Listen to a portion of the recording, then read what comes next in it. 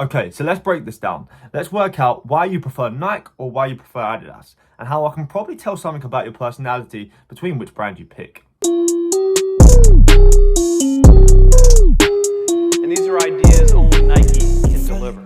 So let's start this video by speaking about competition and why these two brands have been competing for your attention for years. So let's start with this. What's your favourite footballer? Would it be Messi or would it be Ronaldo? I can guess which brand you prefer by which footballer you picked. And this is the answer. If you prefer Messi, then you prefer Adidas. If you prefer Ronaldo, then you prefer Nike. And if I was correct, drop that in the comments. And if I was wrong, I'll be massively surprised. If I got that right, you're probably stuck thinking, how did he work that one out? Well, I worked it out by this way. Ronaldo is sponsored by Nike and Messi is sponsored by Adidas. And this has been this way for the past 15 to 20 years. So every time you see this footballer, you see them either wearing their boots, a headband or a water bottle. So every time you see them, you see the brand. And this is how brand psychology works. Nike and Adidas both understand this. So what they do is they compete on a high level to get the players and the athletes that you love to get sponsored by them.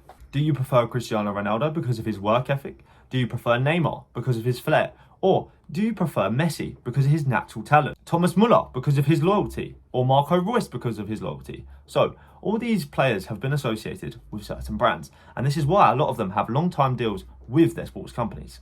As humans, we're really focused on doing what everybody else wants to do and following the trends. So if a brand can become popular and trendy, this is exactly how they get more money, they have more profit and more people wearing their clothing. Now we understand how competition actually happens between the two brands that are continuously competing for visibility and to be seen. Football is the most televised sport in the world. So that's exactly where they want to be, on your favourite players and in your faces because they're on the television. So let's break down what players they choose and why they choose each player. And this comes down to identity and how they want their brand to be perceived.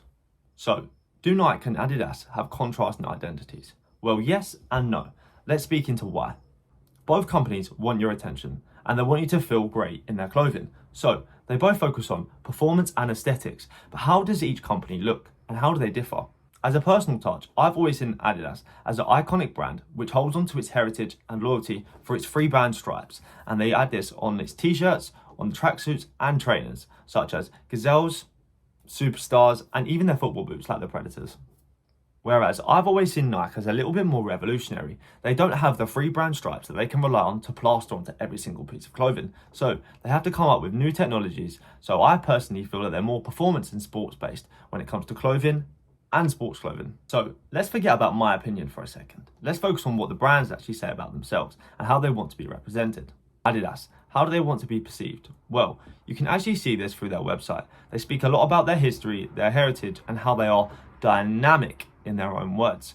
And they use their heritage as a selling point. Everybody remembers the Nike bags, the little small ones that said just do it all over it. And this is exactly what feeds into Nike's identity. They want you to be the person that comes from nothing and has a superstar mentality. They want you to break the mold. They want you to become the best and they want you to be the best in everything you do. In the UK, it's typical that the older generation always prefer Adidas. And this is because the gazelles and superstars were a huge hit back in the day, whereas Nike didn't really have the trainers to compete at the time. They were more a track-based company and a sports-based company, whereas Adidas was very much a lifestyle company. It's been a very short breakdown on the two companies, on how they differ and how they compete. But if you would like to see more of this type of thing, comment below and say I want a deep dive into the difference between Nike and Adidas and how they compete, and how they make us react differently, and how we both justify the price of each brand.